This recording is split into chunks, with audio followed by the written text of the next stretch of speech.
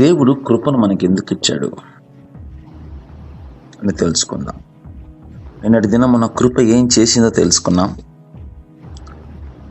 ఈరోజు ఆయన కృపను ఎందుకు ఇచ్చాడో చూద్దాం.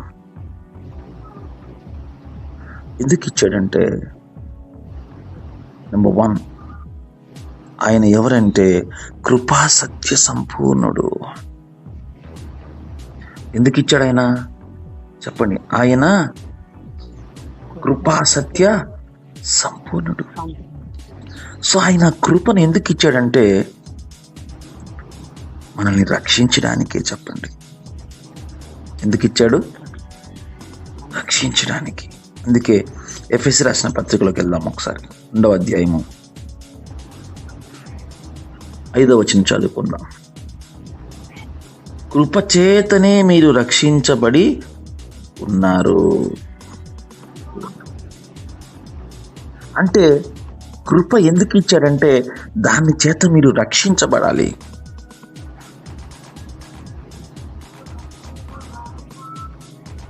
కొందరు అనుకుంటారు మన క్రియల వలన, చూడండి 9వ వచనంలో కూడా, అది క్రియల వలన కలిగినది కాదు గాని కనుక ఎవడునూ అతిశయపడే వీలు లేదు. కాబట్టి దేనివల్ల ఇచ్చాడు దేవుడు రక్షణ మనకి? చెప్పండి, కృప చేత. మనము కృప చేత రక్షించబడి ఉన్నాం. సో కృప మనకి రక్షణ ఇచ్చింది. ఎందుకు దేవుడు కృపనిచ్చాడంటే నువ్వు రక్షించబడడానికి నీకేం కావాలంటే కృప కావాలా.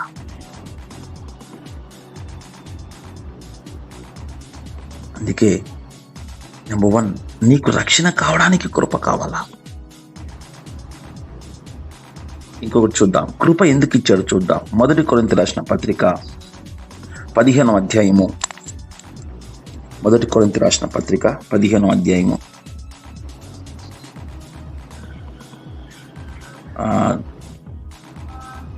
9వ వచనం. ఏలయనగా నేను అపోస్తులందరిలో తక్కువ వాడను, దేవుని సంఘమును హింసించినందున అపోస్తులగుటకు యోగ్యును కాను. పౌలు ఏమంటున్నాడు? నేను అపోస్తులు అనిపించుకున్నటకు యోగ్యుని కాదంటున్నాడు. ఎందుకు యోగ్యుడు కాదంటే ఈయన దేవుని సంఘాన్ని హింసించాడు. ఏం చేశాడు? హింసించాడు. దేవుని సంఘాన్ని చెదరగొట్టాడు, శిష్యులందరినీ. కానీ కృప మరి ఈయనకి ఎందుకు ఇచ్చాడు దేవుడు చూద్దాం. ఈయనకి ఎందుకు ఇచ్చాడు చూద్దాం. అయినను నేను ఏమై ఉన్నానో అది దేవుని కృప వలనే అయ్యున్నాను. నువ్వు ఏదన్నా దేవుని దగ్గర నుంచి పొందుకోవాలంటే నీకేం కావాలో తెలుసా? దేవుని కృప కావాలి. చెప్పండి, నేను ఏం పొందుకోవాలన్నా దేవుడు ఏం చూపాలా? కృప చూపాల్సిందే. అంటే కృప ఎందుకు ఇచ్చాడంటే కృప ద్వారా నువ్వు అన్నీ పొందుకోవడానికి. హల్లెలూయా. చూడండి, నేను ఏమై ఉన్నాను? దేవుని కృప వలనే అయ్యున్నాను.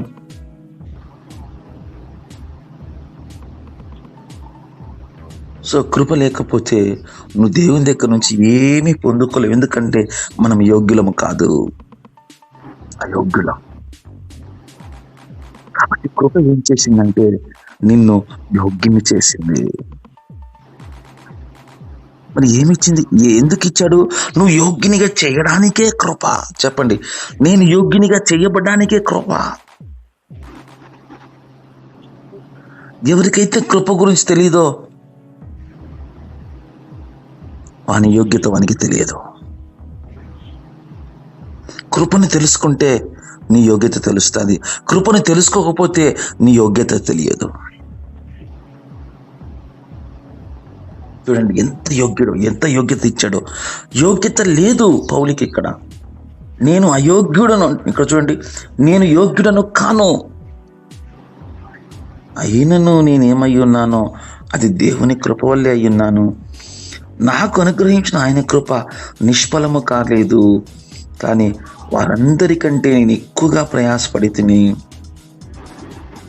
అంటే దేవుళ్ళు నువ్వు ఎక్కువగా పని చేయాలంటే, ఎక్కువగా పొందుకోవాలంటే, ఎక్కువ ఏదన్నా చెయ్యాలి అంటే నీకేం కావాలి తెలుసా? దేవుని కృప నీకు తోడై ఉండాలా. హల్లెలూయా. కృప ఎందుకు ఇచ్చాడంటే నీకు తోడుగా ఉండడానికి.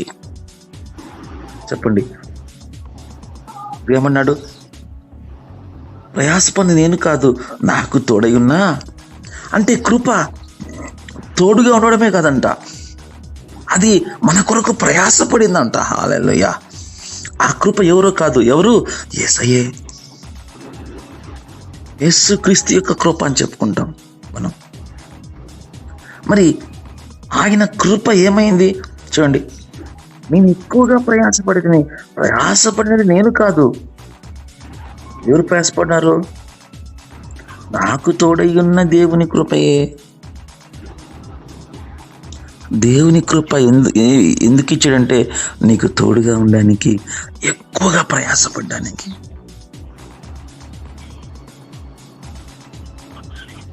చూడండి, అందుకే కృప ఎందుకు ఇచ్చాడంటే నీకు తోడుగా ఉంటుంది. కృప పొరపాటున ఏదన్నా తెలియక పాపం చేసిన దేవుని కృప నీకు తోడుగా ఉంటుంది, నిన్ను క్షమిస్తుంది. చూద్దాం కృప ఏం చేసిందో. ఇంకా చూద్దాం. ఆయన కృప ఏం చేసిందంటే మనల్ని క్షమించింది. ఏం చేసింది? క్షమించింది. చూద్దాం అది కూడా. అంటే మనం కృప పొందుకోవడానికి కూడా యోగ్యులం కాదు, జనరల్గా చెప్పాలంటే. ఎందుకు యోగ్యులం కాదంటే చూద్దాం. ఎఫెసీ రాసిన పత్రిక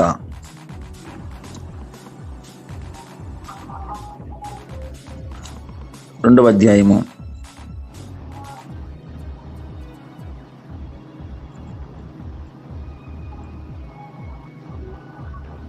4వ వచనం చూద్దాం. దేవుడు కరుణా సంపన్నుడై ఉండి మనము అపరాధముల చేత చచ్చిన వారమై ఉండినప్పుడు మన ఎడల చూపిన మహాప్రేమ చేత మనల్ని క్రీస్తుతో కూడా బతికించెను. కృపచేత మనల్ని రక్షించబడుచున్నారు. అంటే ప్రేమతో బతికించాడు, కృపచేత రక్షించాడు. అంటే ఈ కృప ఎలాంటి స్థితిలో ఉంటే మనల్ని రక్షించింది? అపరాధముల చేత చచ్చిన స్థితిలో ఉంటే మనల్ని బ్రతికించింది, రక్షించింది. హల్లెలూయా. చూడండి, అందుకే కృప ఎంత గొప్పదో చూడండి. అందుకే దావీదు అంటాడు, నీ కృప నిత్యము ఉండును. ఎందుకు ఇచ్చాడంటే దేవుడు కృప నిత్యము నీతో ఉండడానికి ఆయన కృపనిచ్చాడు. అందుకే దావీదు అంటాడు, నీ కృప యందే నేను నమ్మిక ఉంచి ఉన్నాను. దేనింది నమ్మిక ఉంచున్నాడు? నీ కృప యందే నమ్మిక ఉంచి ఉన్నాను. ఓ భక్తుడు రాశాడు, నీ కృప తప్ప వేరొకటి లేదయ్యా. మరి దేవుడు ఎందుకు ఇంత కృపను మాటలు చూపిస్తున్నాడు? ఏంటి కారణం? ఇంత కృపన ఎంత కృప చూపిద్దాం. యెషయా గ్రంథము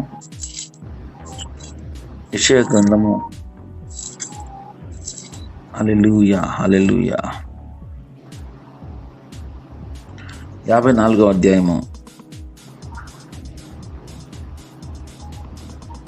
10వ వచనం చదువుకో.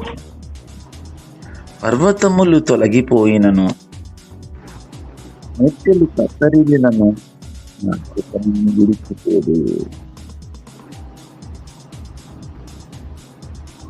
ఏమంటున్నాడు? ఏం జరిగినా సరే ఇదిగో నా కృప నిన్ను విడిచిపోదు.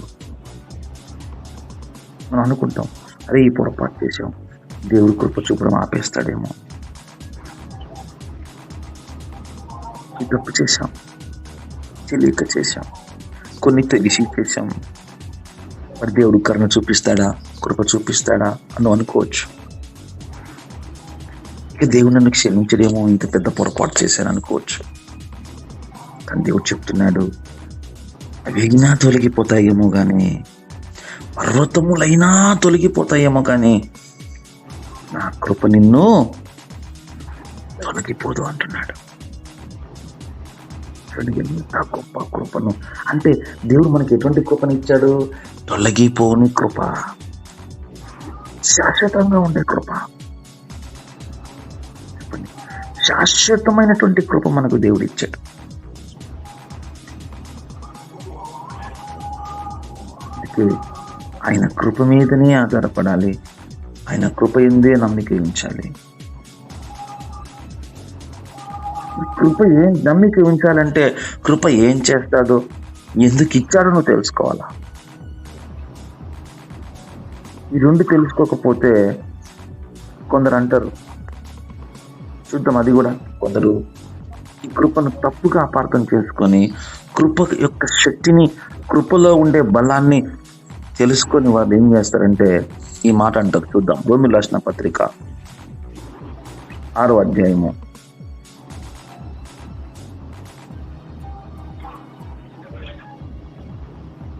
1వ వచనం చదువుకుందాం. అలాగైనా ఏమందుము, కృప విస్తరించవలెనని పాపమందు నిలిచి ఉందుమా. చూడండి, కృప విస్తరిస్తూ ఉంది. కృప ఎప్పుడు విస్తరిస్తుంది? పాపం ఎప్పుడు విస్తరిస్తుందో కృప అప్పుడు అపరిమితంగా విస్తరిస్తుంది. అంటే కృప విస్తరించాలంటే పాపం ఎక్కువ చేయాలన్నా, పాపంలో నిలిచి ఉండాలన్నా, మనకు దేవుని కృప కావాలంటే పాపం ఎక్కువ చేయాలన్నా అని అనుకోవచ్చు చాలా మంది. లేదా కొంతమంది ఏమనుకుంటారంటే వీని కృపనిస్తే వీడు ఇంకా ఎక్కువ పాపం చేస్తాడు అని అనుకోవచ్చు. దీన్ని డీల్ చేద్దాం ఈరోజు. ఒక వ్యక్తికి కృపను ఎక్కువ ఇచ్చాం అనుకుందాం, వాడు మాటి మాటికి తప్పు చేస్తాడు అనుకోవచ్చు. మాటి మాటికి తప్పు చేస్తాడు కదా అని కృప ఇవ్వకుండా ఒకసారి శిక్షిస్తే, ఒకసారి వాడిని దండిస్తే మనకి బుద్ధి వస్తుంది కదా అని అనుకోవచ్చు. చూద్దాం అది కూడా, ఆ పాయింట్ డీల్ చేద్దాం. అని ఏమంటాడు, అట్లనే రాదు.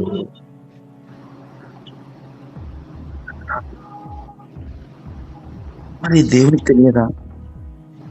ఇస్తే నువ్వు దాన్ని అలసిగా చేసుకొని పాడు చేస్తావు, నువ్వు మరింత పాపంలో పోతావు, దేవునికి తెలియదా? నీకే తెలుసా? ఇచ్చిన వానికి తెలియదా? నీకే తెలుసా? ఇచ్చిన వానికి తెలియదా? నీకే తెలుసా కృప ఇస్తే వాడు చెడిపోతాడని? అంటే వీళ్ళకి ఏం తెలియదంటే కృప ఏమి చేస్తుందో తెలియదు. దేవుని కృప ఎందుకు ఇచ్చాడో తెలియదు. దేవుడు కృపను ఎందుకు ఇచ్చాడో తెలియదు. కృప అనగానే కొందరికి చాలా కోపం వచ్చేస్తుంది, కొంతమందికి ఈ రోజుల్లో, కొంతమంది సేవకులకి. కృపా వాక్యం అనగానే వాళ్ళకి, ఎందుకంటే కృప ఏం చేస్తుందంటే తెలియదు వాళ్ళకి. కృప ఇస్తే వానికి విలువ తెలియదు అనుకుంటారు కొంతమంది.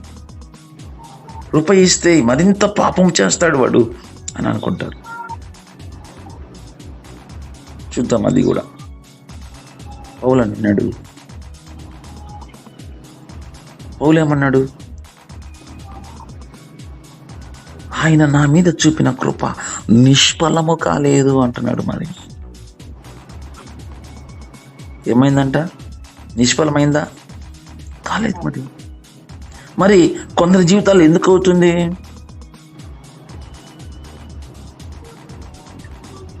వాళ్ళు అనేది కొందరి జీవితాలు చూసి ఏమన్నా అట్లా అనుకున్నారేమో వాళ్ళు కూడా. మరి అలాంటి జీవితాల్లో కృప ఇస్తే నిజంగా వాళ్ళు చెడిపోతారా? వాళ్ళు పాడైపోతారా? మరి కృప ఇస్తే పాపం చేయడానికి లైసెన్సా? చూద్దాం అది కూడా. కృప ఇస్తే మరి ఎక్కువ పాపం చేస్తారా?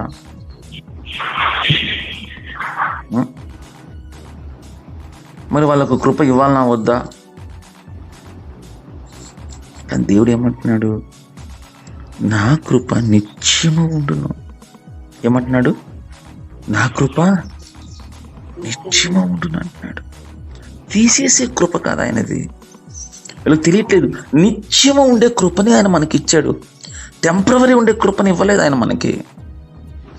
ఒకసారి కృపనిచ్చి మళ్ళీ తీసుకొని, మళ్ళీ కృపనిచ్చి మళ్ళీ తీసుకొని, మళ్ళీ కృపనిచ్చి ఇక నేను ఇయ్యను పో అనేటువంటి కృపను దేవుడు మనకి ఇవ్వలేదు. శాశ్వతమైనటువంటి కృపను దేవుడు మనకిచ్చాడు. ఆ కృపను వాడుకుని నీవు బలపడతావో, ఆ కృపను నిరర్ధకం చేసుకుంటావో, అది నీ చేతిలో దేవుడు పెట్టేశాడు. హల్లెలూయా చెప్పండి. కృపను వాడుకుని ఎదిగే కృపను దేవుడు మనకిచ్చాడు. కృపను వాడుకొని చెడిపోయే అవకాశం కూడా ఉంది, లేదనట్లేదు. కానీ అది మన చేతిలో పెట్టాడు దేవుడు.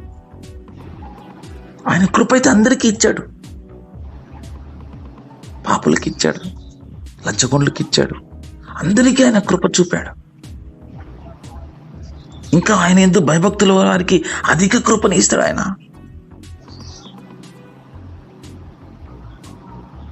కానీ ఆయన దీనులకు కృప అనుగ్రహిస్తాడు ఎక్కువగా. చూడండి, ఆయన ఎవరికి ఇస్తాడు, ఎందుకు ఇచ్చాడంటే చూద్దాం. ఎవరికి ఎందుకు ఇచ్చాడు,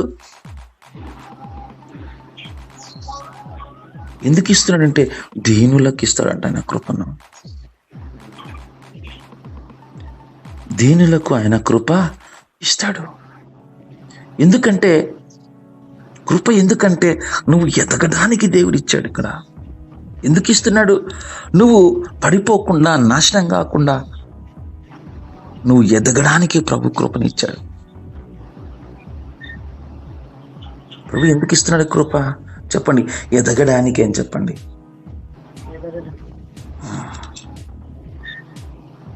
కృప ఇవ్వకపోతే దేవుడు నువ్వు ఎదగలేవు. అందుకే దావీదు అంటాడు, గొర్రెల కాపరైన దావీదు ఎలా ఇశ్రాయేలుకి రాజు అయ్యాడు, ఎందుకు ఇస్తే అయ్యాడు, కృప ఇస్తేనే అయ్యాడు. కృప దేనికంటే నువ్వు ఎదగడానికి,